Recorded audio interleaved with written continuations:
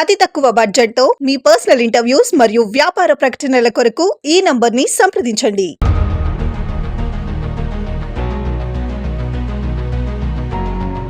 హోరాహోరీగా సాగిన ఢిల్లీ అసెంబ్లీ ఎన్నికల్లో బీజేపీ ఘన విజయం సాధించింది. 70 అసెంబ్లీ స్థానాల్లో అధికారానికి అవసరమైన మెజారిటీ మార్క్ 36 స్థానాలను సునాయాసంగా దాటేసి 48 స్థానాలను గెలుచుకుంది. ఇక 22 స్థానాలతో ఆమ్ ఆద్మీ పార్టీ రెండో స్థానంలో నిలవగా, కాంగ్రెస్ పార్టీ వరుసగా మూడోసారి కూడా ఒక్క సీటు కూడా గెలుచుకోకుండా చతికిలపడింది. బీజేపీ ఈ ఘన విజయంతో 27 ఏళ్ల తర్వాత ఢిల్లీలో అధికార పగ్గాలు చేపట్టబోతోంది.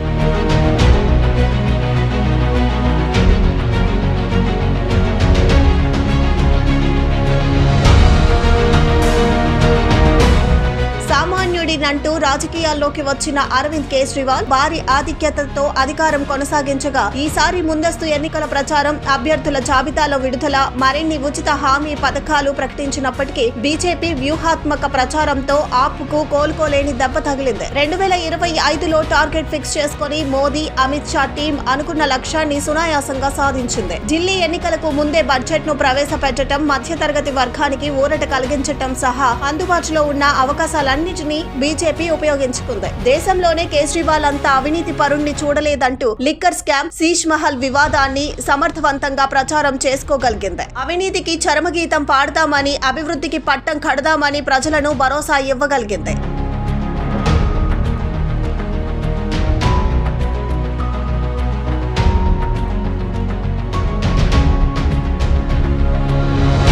బీజేపీ వికసిత్ ఢిల్లీ సంకల్ప పత్ర మేనిఫెస్టో మంత్రం ఢిల్లీ ఓటర్లపై బాగా పనిచేసింది. ఇక ఈ ఫలితాలు ఆప్ ను ఘోరంగా దెబ్బతీశాయి. న్యూఢిల్లీ అసెంబ్లీ నియోజకవర్గంలో కేజ్రీవాల్ 3000 పైచిలుకు ఓట్లతో బీజేపీ అభ్యర్థి పర్వేష్ సాహిబ్ సింగ్ వర్మ చేతిలో ఓడిపోయారు. అటు సీనియర్ నేతలు మనీష్ సిసోడియా, సత్యేందర్ జైన్ ఓడిపోగా, ఢిల్లీ సీఎం అతిషి మాత్రం తన సమీప బీజేపీ అభ్యర్థి రమేష్ బిధూరిపై 3521 ఓట్ల ఆధిక్యంతో గెలవడం ఆప్ కు కొంత ఊరట కలిగించింది.